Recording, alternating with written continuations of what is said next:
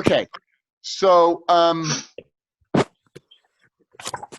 you know, we are in some interesting times, and some friends suggested that along with painting live stuff, I'm offering there's a webinar series that I'm doing, Painting Live, where I'm painting in my studio. And then this whole thing happened, and you know, here we all are in our homes, and would be nice to put some stuff out there to help us out, or to get us engaged, or something, you know, for us painters. And so I thought maybe I would offer up this webinar on talking about Cezanne. Could I ask a question, please? Sure. Listen, when you ask people if they mute, did you ask people to mute because there's a lot of extraneous noise in the screen? Okay. Can you all hit the mute button on the bottom left corner?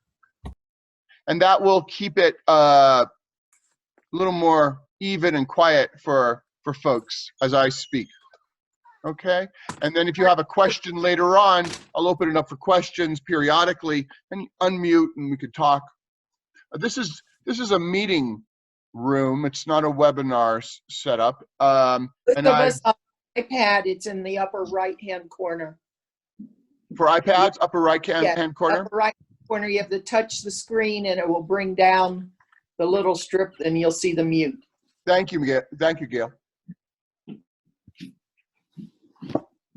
So, I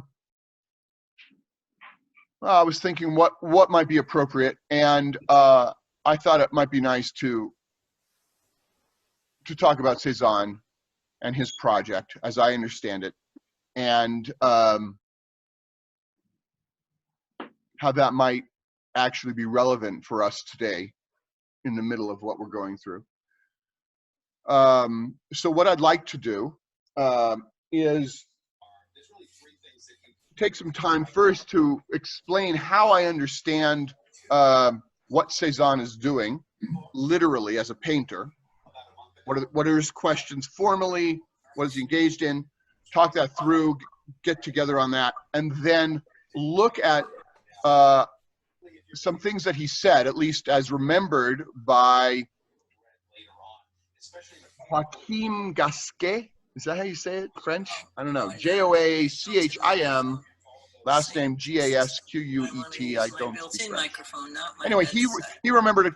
He recalls a conversation. He's a poet, and he recalls a conversation he had with Cezanne many years later, and he writes it down. And there are, you know, there's quite a bit in that that's quite profound and beautiful. And now I'm in. We'll go over that a couple of times and talk about that together and how that might relate to us. So let's see. What I'd like to do, I've got this nice book by John Ruwald on Cezanne. We're going to look at a couple of pictures here. Please hit the mute button if you can. So this one is still life with blue vase. I'm going to do a screen share. I've got this on my computer, on my laptop, and we'll look at some aspects of it while I talk. What is this? This is, oh, Robin, please mute. Okay. And let's see, how do I get back to share screen? And then I get to go to my, okay. And then I get to go to this, and I get to go to this. And I assume you're all seeing now in a second a image. There we go, right? You all see that? Yeah. And if you've muted, I can't hear you. Okay. So thank you, whoever said that. So, so here's a still life of a Cezanne. the blue vase. We got flowers. We got some fruit, and I'm going to try to talk through how I understand what Cezanne's formal project is. And when I say formal, I don't mean like dress up formal. I mean like, how is he forming? What are his ways of going about making a painting? So, as I understand it, Cezanne is deeply engaged with his actual perceptual experience. So he isn't trying to paint according to what he thinks he knows from before, how things are supposed to be, according to his knowledge. He's painting according to his actual in-the-moment experience. And he gets this from all of the way of working that he learns from Pissarro in Impressionist painting technique.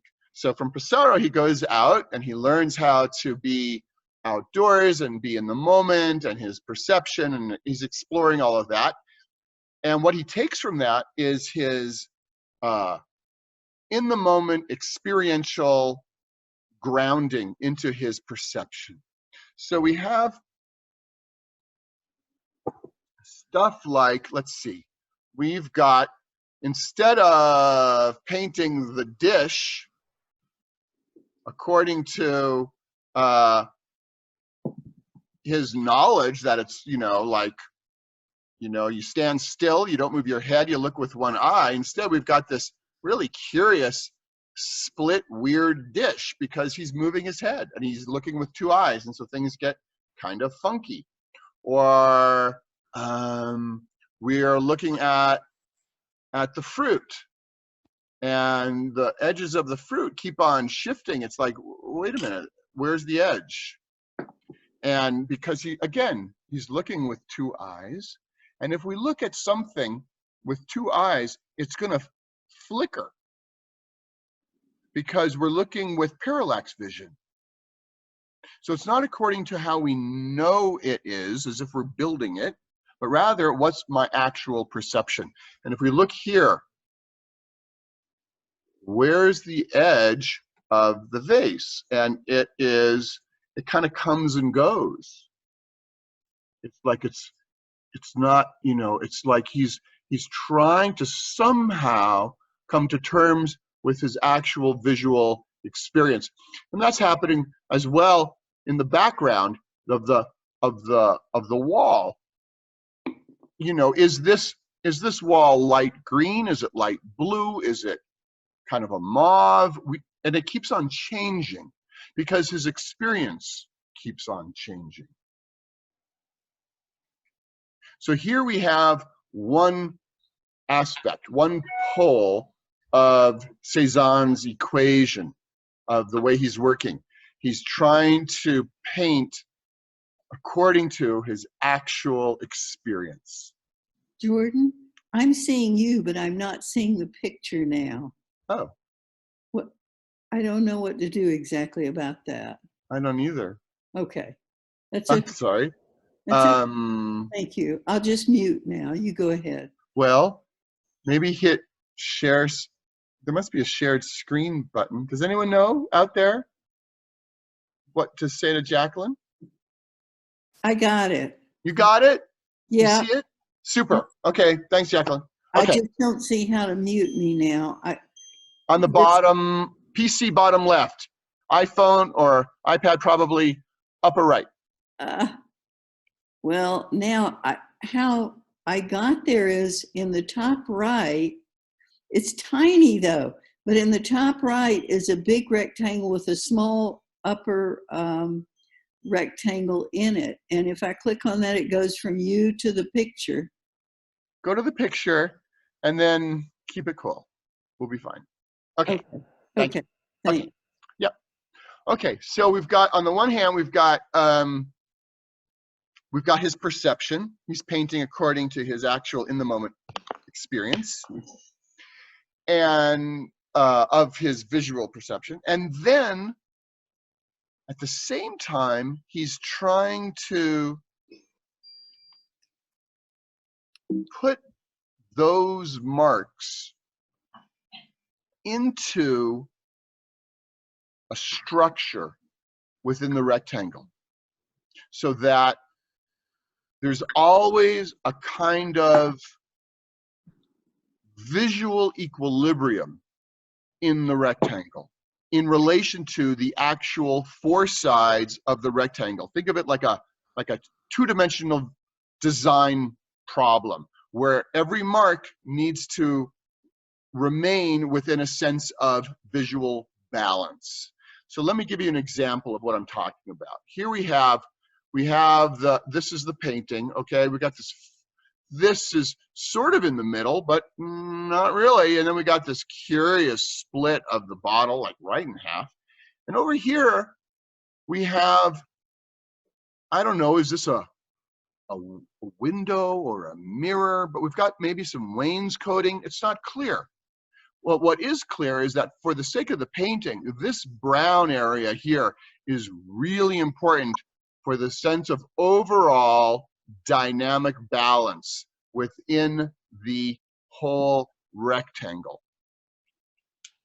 If we take this brown out, it's just here. Everyone, put a finger up and try to cover that little brown spot over on the right side, our right side of the painting. It just doesn't quite hold. That little brown area is crucial for the sense of visual wholeness of the rectangle. So we've got a few things going on here. We've got his visual perception, which is guiding his actual making and marking, but we also have the sense of dynamic equilibrium in relation to the actual rectangle. That is, he wants a sense of wholeness, a visual equilibrium to be maintained as he continues to put down his marks based on his perception. So one is in relation to what he's seeing in the motif, in nature. And one is in relation to the ongoing development of the rectangle, of the painting. And the third aspect of Cezanne's equation is himself. That is his own inner sensation. How the demands of nature and how the needs of the design of the rectangle get met within his own subjective experience. And he called that his little sensation. So we see, you know, there's a beautiful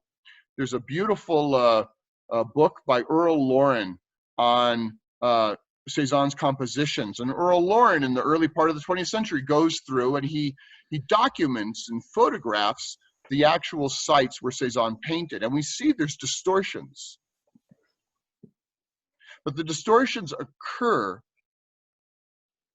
because of Cezanne's little sensation. That is, the distortions of the actual topography occur because he's making a painting that is expressing something deeper than just some objective reality. He's not trying to recreate an objective reality. He's trying to make a painting of the experience of the situation.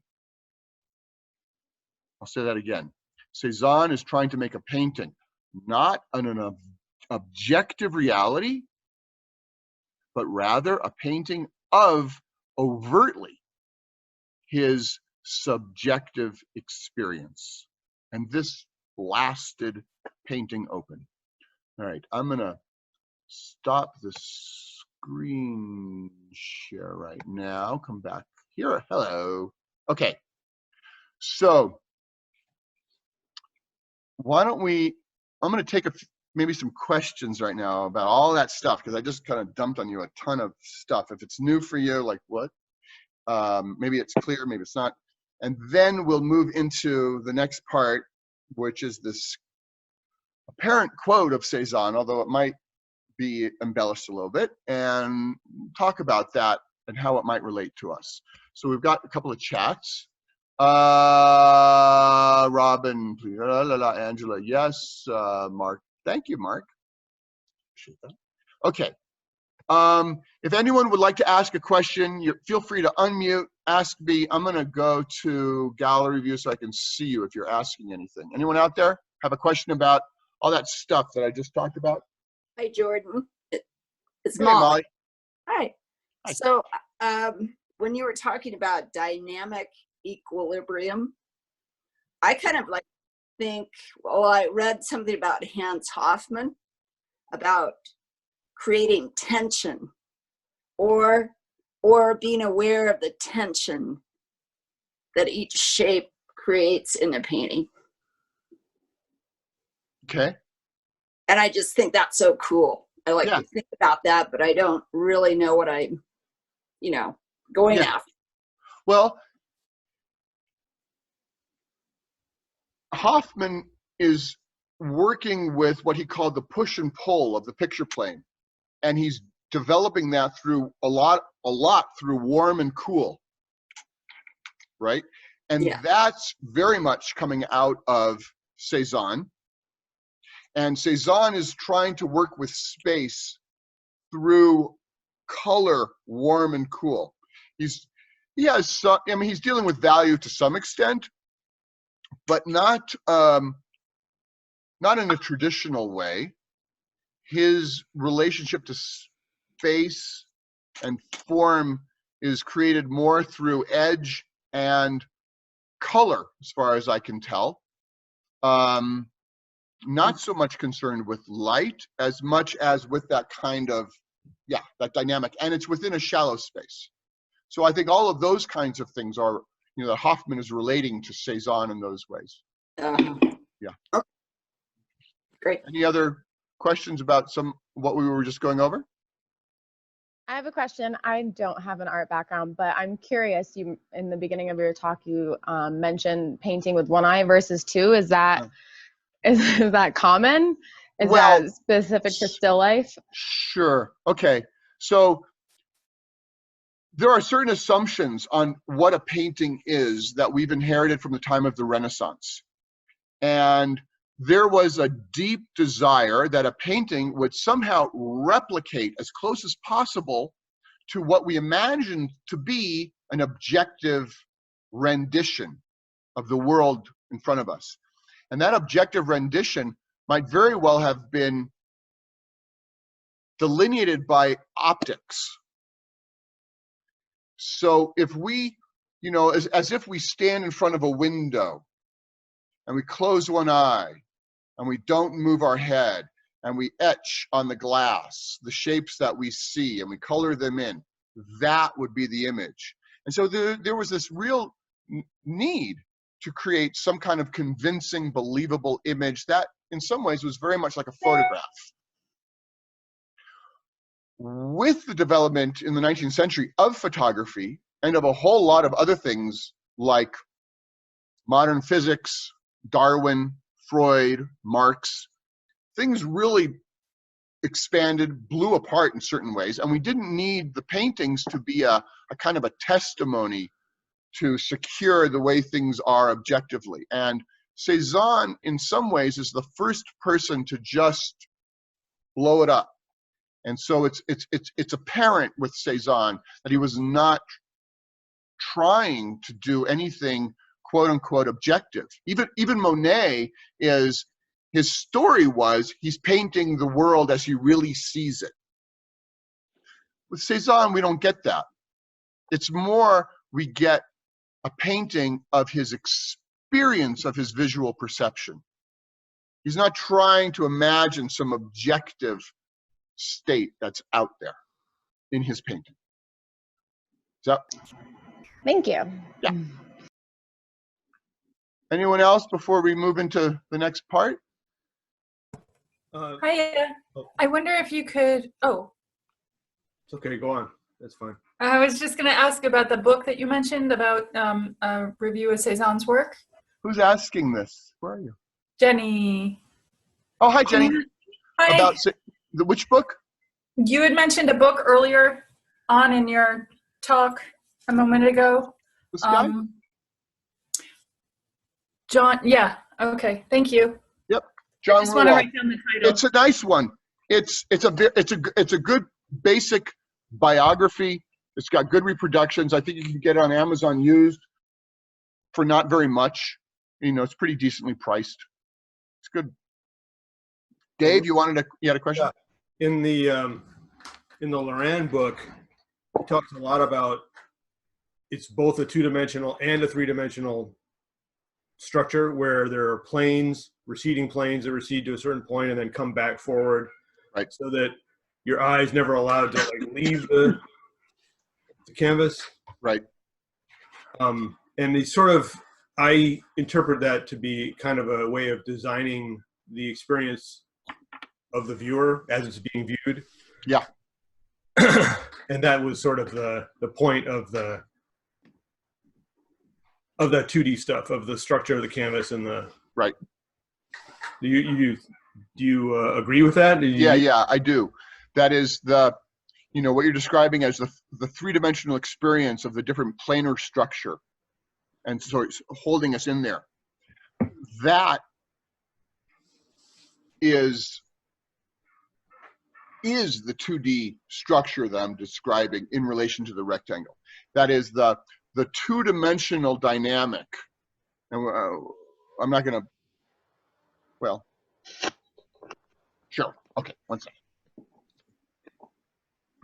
Let me pull up another image real quick. I'm not going to go through the whole screen share thing. I'm going to find this real quick. Of course, one never finds it when one wants it. Up. So if you look, you can see, there we go, how he's dealing with the rectangle and all the corners and all the angles. He's looking down on the floor, and the eye goes to all four sides of the rectangle. Bump, bump, bump, bump, bump, bump. In the middle is this cookie. But the eye is going all over the place, but bouncing back in. The eye is bouncing back in like billiards. The eye is bouncing back in like billiards, and it's a way of keeping us going through like a 2D design problem. What happened? Oh, please don't screen share. Nicole, can you stop that, please? There we go. Thank you. Whoops. So the eye is going through all these different, relationship to the four sides, and that two-dimensional experience over the canvas is a way of describing the three-dimensional planar structure. So the 2D design and the three-dimensional experience are simultaneous. They're the same thing.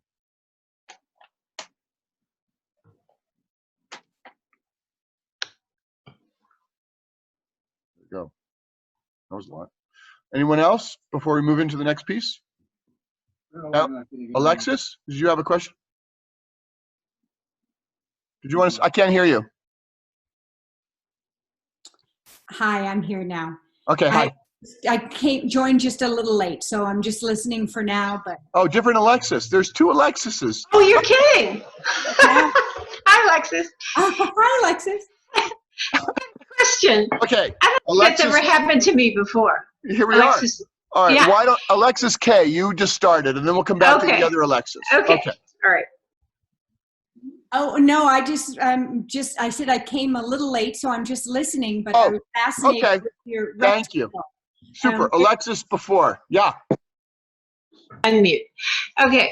My question was, you mentioned topography. And I was wondering what you meant by that. Did you mean by material surface, or were you talking more about rhythm in the painting? Topography? You mentioned the topography of the painting a minute ago. I did. What was I Do you referencing? remember? Yeah, it was a while. It was a little Well, bit ago. You know, he's it was exploring. Just a way you said, oh, it was the three things that you were talking about: nature, rectangle, and himself. Oh, when the topography might get distorted. Yeah. The topography might get distorted. That is, the actual objective physical place might change in his painting from what we see in a photograph, because there is a deeper experiential truth that is being called to be expressed. We'll get to that in a moment. Okay. But that's what I was referencing to with the topography, as opposed to a more traditional impressionist experience, which isn't about topography, it's about light, atmosphere. Okay. Cezanne is much more about form and space, so topography. Okay. Okay. Yeah. Bear, did you want to ask something? No. Catherine? Anyone else before we move on? Okay. Oh, there are other folks too. Wow. Really? There's a lot of people out there. Okay. Very cool. Glad to have you all on board here. Okay. So I want to try to take the stuff that I'm talking about in terms of how I understand formally Cezanne's project and relate it to something that Joachim Gasquet wrote in relation to Cezanne's work. And he's writing it as Cezanne speaking. He's quoting Cezanne. Although this was written down many years actually after Cezanne passes away. Joachim is a poet. This is taken from a website, ibiblio.org, IBIBLIO.org, if anyone wants to look it up. And it starts, I was looking for the exact author of this article. I wasn't sure, so I don't know. Joachim Gasquet's recollections of Cezanne, put down many years after the painter's death, do not always inspire confidence.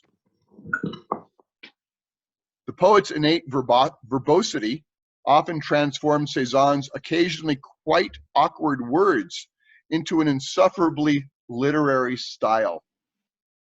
Yet, despite such shortcomings, Gasquet does seem to have caught some of the artist's expressions when he transcribed a conversation with him in front of a motif, which incidentally was not this one.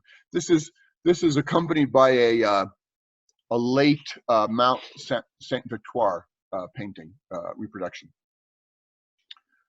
So I'm going to read through this, and then I'd like to. Okay, we're good. And then I'd like to unpack it. It's very dense, so I'm going to read through the whole quote. It's a page there of Poetic Quote, and then we'll go back through. You see, he's quoting now Cezanne as if, yes? You see, a motif is this.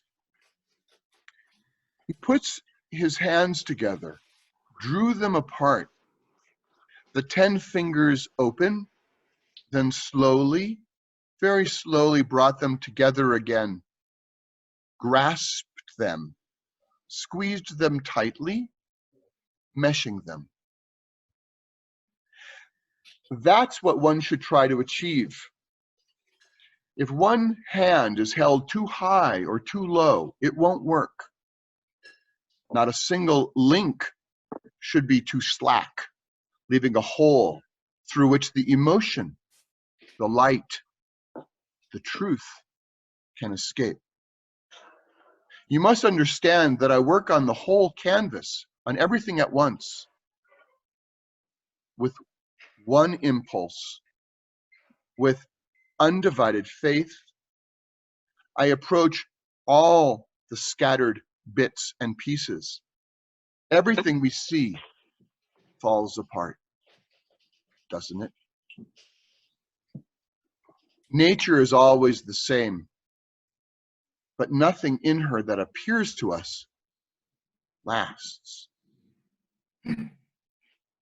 Our art must render the thrill of her permanence, along with her elements, the appearance of all her changes.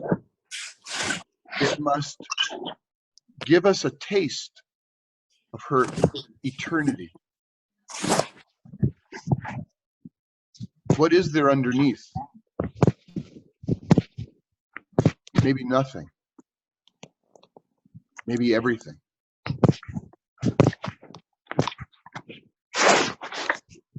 Can someone mute? Thank you. Someone needs to mute. Thank you. What is there underneath? Maybe nothing. Maybe everything. Everything, you understand? So I bring together her wandering hands. I take something at right, something at left, here, there, everywhere, her tones, her colors, her nuances. I set them down. I bring them together. They form lines. They become objects, rocks, trees, without my planning. They take on volume, value. If these volumes, these values correspond on my canvas, in my sensibility, to the planes, to the spots which I have, which are there before our eyes, then my canvas has brought its hands together. It does not waver. The hands have been joined, neither too high nor too low. My canvas is true, compact, full. But if there is the slightest distraction, if I fail just a little bit, above all, if I interpret too much one day, if today I'm carried away by a theory which runs counter to that of yesterday, if I think while I paint, if I meddle, everything goes to pieces. The artist is no more than a receptacle for sensations, brain, a recording apparatus. But if it interferes, if it dares, feeble apparatus that it is, to deliberately intervene in what it should be translating, its own pettiness gets into the picture. The work becomes inferior. Art is a harmony parallel to nature. What can we say to the fools who tell us the painter is always inferior to nature? He is parallel to her. Provided, of course, he does not intervene deliberately. His only aspiration must be to silence. He must stifle within himself the voices of prejudice. He must forget, always forget, establish silence, be a perfect echo. Then the landscape will inscribe itself on his sensitive tablet in order to record it on the canvas, to externalize it. His craft will have to be appealed to, but a respectful craft, which also must be ready only to obey, to translate unconsciously. So well does it know its language. The text it is deciphering, the two parallel texts, nature as seen, nature as felt. The one that is there, he pointed to the green and blue plain. The one that is here, he tapped his forehead. Art. Both of which must merge out there in here. Both of which must merge in order to endure, to live a life half human, half divine, the life of art. Listen to me. The life of God. Woo!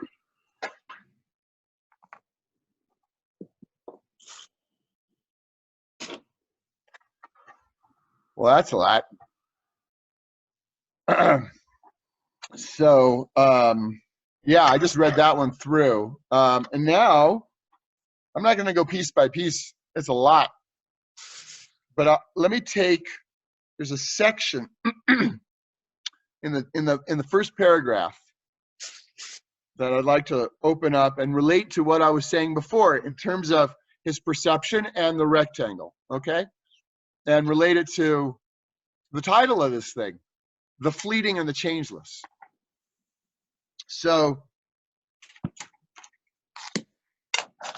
in the top paragraph, everything we see falls apart, vanishes, doesn't it?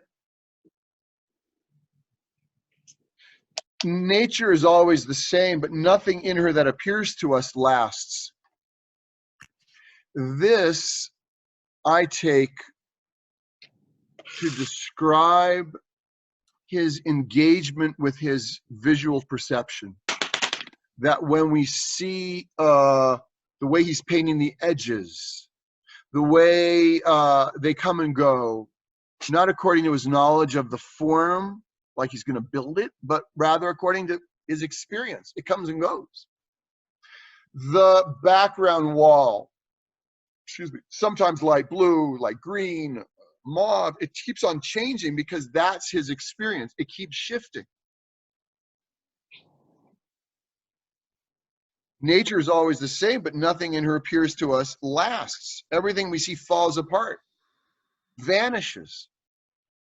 And he's trying to, so moment by moment, just like if you're a landscape painter, the light changes, everything's moving. Our art must render the thrill of her permanence, along with her elements, the appearance of all her changes. It must give us a taste of her eternity. This I understand as the impulse for how he is organizing compositionally in relation to the rectangle, to the dynamic of balance, even as our eyes move, this dynamic equilibrium. So there maintains, as he continues to mark according to his experience, and that experience keeps changing. The marks are in relation to four sides in terms of a 2D design, and so maintain a wholeness, a dynamic equilibrium, the permanence of nature, a taste of her eternity. So we have this flux in Cezanne, and we have this sense of wholeness. I want to do a screen sharing now with you of a landscape. So let me see how to go to here. I'm going to do a screen sharing in 1 second. And I'm going to go to here. And I'm going to go to this guy. Yeah, full screen. This is in MoMA, I believe, if I got that right. May I ask a question quick? Sure, what is it, Robin? Do you know when you're talking about making that cohesive visual experience within the rectangle, did he improvise at all if there wasn't something that he was perhaps sensing or seeing, but the rectangle needed something? I don't think he made anything up. But if things needed to get stretched or objective proportions changed, or if the rectangle was in need of something for the equilibrium, he would look into the motif and give it attention there. He would end up exploring the motif in service of the dynamic equilibrium, as well as finding that dynamic equilibrium in relation to his perceptual experience. Does that make sense? So he wasn't making anything up that wasn't there, but he interpreted what was there according to the needs of the rectangle. Is that, are you there, Robin? Okay. I'm shaking my head yes, up and down. I muted again, so. Ah, okay, thank you. No, that Thank makes you. perfect I couldn't sense. see you. Thank you. I'm looking at this painting. I'm doing that. So here we are. This is a painting. He's out there in the forest in the landscape that he grew up in. This is from his childhood landscape. And he is, see if I can get this to open here. Come here, guy. How come I can't open it? There we go. Right? He's grooving. He is grooving on the situation. You know, this next to this, next to this. You know, all these little changes. He's just, oh my gosh. Jordan, we don't. You don't see it? Grid of pictures, not the single picture. Oh. Double click it or something. About, no, you're not seeing my screen. It's your screen, but it's the whole folder. Yeah, I get it. I don't know. Let's see how to, Jordan, Mark here, you're sharing the wrong window. Got it. Find the window that's the large image. Yep. I'm going to try to do that now. Does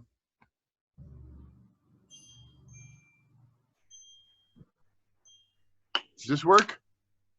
No. No. Jordan, you may need to do stop share and then do a new share and then choose the full image. I'm going to try to, okay, 1 second. Let's do this. How about, okay, now I'm going to do share screen.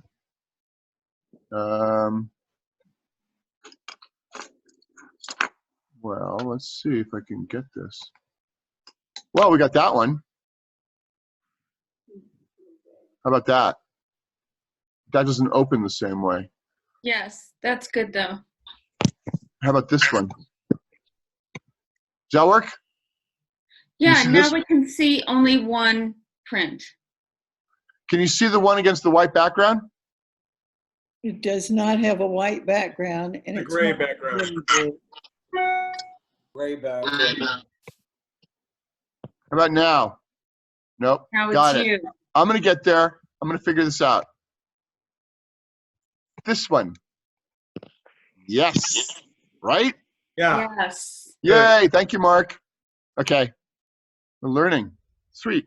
Okay. So now, now look at how he's grooving on, on the, you know, all these little marks that he's making. He's out there in the forest, right? You got to understand this, right? He's just out there in the forest looking at this and this and this spot and to this tree and this little blue gray and this dark and this green and this, he's just hanging out. And these are all of his sensations, right?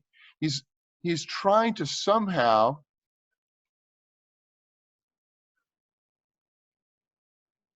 make marks on his painting according to his visual experience. He's not trying to come up with an objective rendition. He's not trying to come up with an objective rendition. He's making a painting knowingly that it's his experience. He's trying to paint his visual experience. Now, okay, so let's see, what do we got that? Okay, let's. Can I ask a question? Yeah, I'm coming back. Hi. Hi, this is Jan. Hi, Jan. So, you know, one thing that strikes me is that he's also using some consistent terms in terms of how he uses the, how he applies the paint, the hash marks of the paint. Right. Because it's, as we paint, if we're just being, I mean, really, visual experience is pretty, it's pretty disorganized when you get right down to it. Okay. Especially just like this experience watching the screen is so exciting. But he is doing things to create cohesion. And, yes. And I'm kind of really interested in that. Mm-hmm. I mean, some of it you've talked about how he's tried to draw on particular, well, I was noticing he's sometimes using perspectival ideas, but not typically. It seems like and not in a normal way. He is trying to organize. He is trying to organize through the way he marks his hatching. So there is what I was describing in terms of the way he's marking in relation to the four sides of the rectangle and the visual circuit that is being maintained and developed and found. But there's also the hatching mark that creates a kind of evenness of attention as he goes. So he's looking, you're right, he's looking for ways of dealing with this apparent confusion or chaos and organizing it in some way. Yeah. Great. Yeah, I'm, yes, keep on. Keep on talking. Okay, well, I would like to, for a few minutes here, relate this to now. I mean, we are living in uncertain times, to say the least. And we do have the possibility of drawing, painting, as a way of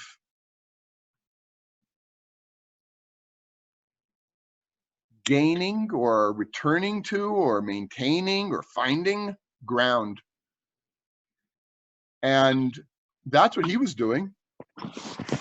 He was drawing and painting his experience and trying to deal with this kind of, for him, it was an overwhelming amount of stuff, and he was trying to find a form that would somehow express what he intuited underneath, that there was and there is a wholeness.